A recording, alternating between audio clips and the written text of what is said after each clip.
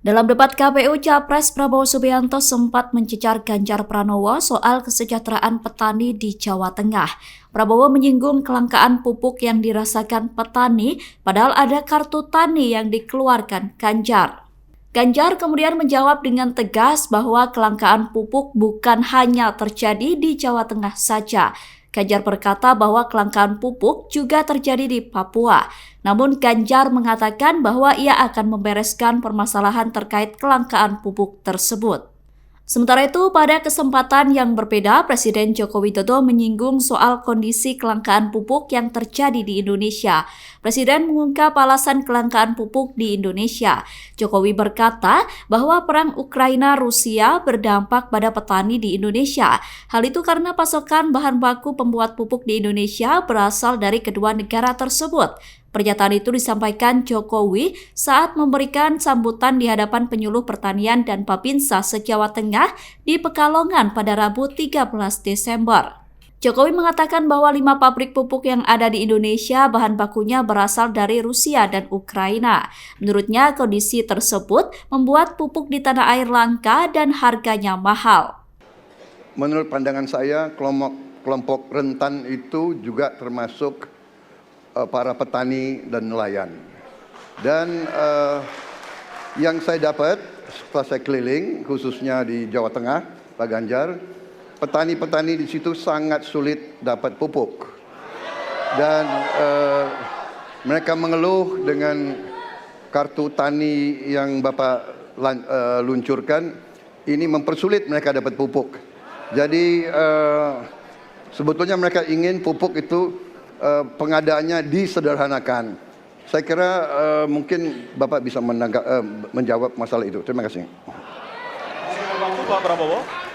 Cukup. Nggak usah lama-lama. Baik, terima kasih. Dan selanjutnya kami persilakan kepada calon presiden nomor urut 3 untuk merespon tanggapan dari kedua calon presiden lainnya. Waktu Bapak 1 menit dimulai dari sekarang. Terima kasih. Jadi menggunakan teknologi yang disampaikan Mas Ani sudah betul. Rupanya kita sama pada soal itu. Tapi untuk Pak Prabowo saya harus mengingatkan Pak, pupuk langka terjadi di Papua Pak. Pupuk langka terjadi di Sumatera Utara Pak. Pupuk langka terjadi di NTT, NTB, Kalimantan Timur termasuk bensin.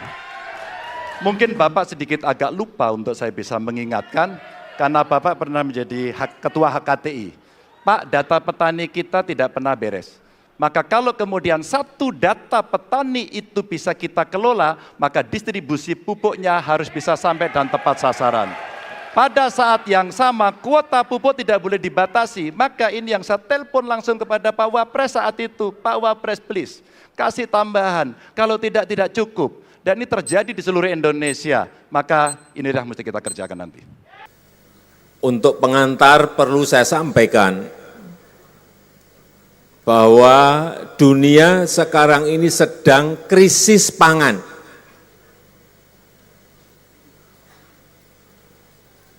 Krisis karena pandemi belum selesai, memperbaiki ekonomi belum selesai, masuk ada perubahan iklim sehingga ada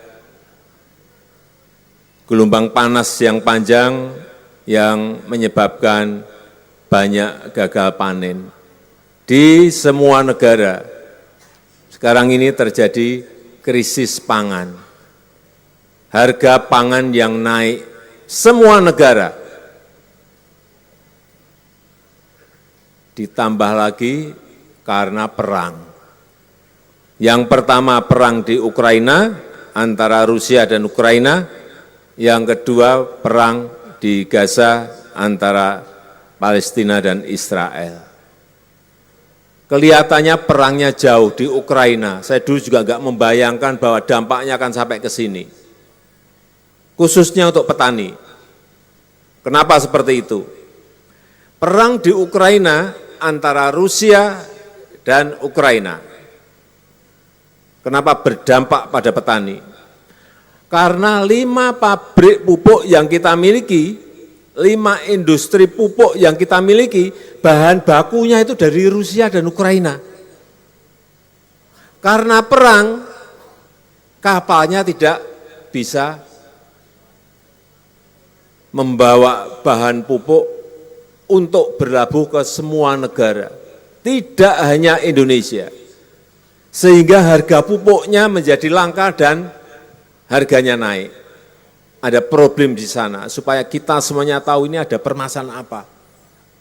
Download Tribun X sekarang, menghadirkan lokal menjadi Indonesia.